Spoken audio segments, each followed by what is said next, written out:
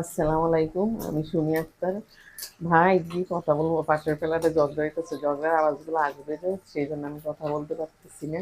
আজকে দেখেন আমার জামাই ইলিশ মাছ খাবে, আর আজকে ভাত রান্না করতেছি, কোনো রমজানে খাবে না কিছু।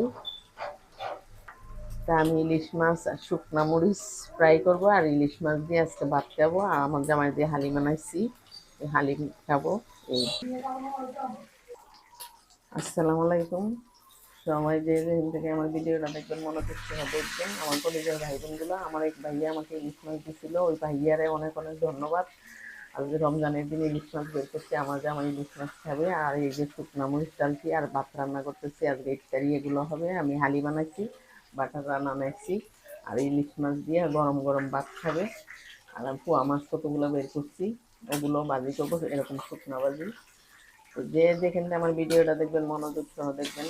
যার কেউ না থাকে তার আল্লাহ থাকে। এই যে ইলিশ মাছ রমজানে দেখ ভাইয়া হওয়াইতেছে, এটা আমার যে সব নিয়ে যেতে উনি, ওনাকে অনেক অনেক ধন্যবাদ ভাইয়া।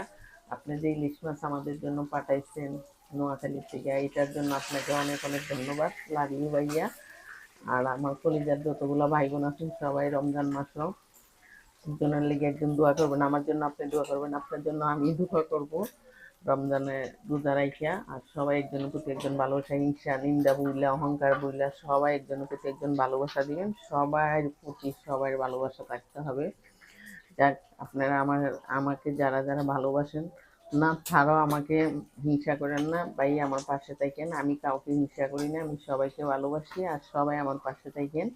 আমিও সবার পাশে থাকবো। আর আমার ভিডিওটা মনোযোগ সহ দেখবেন।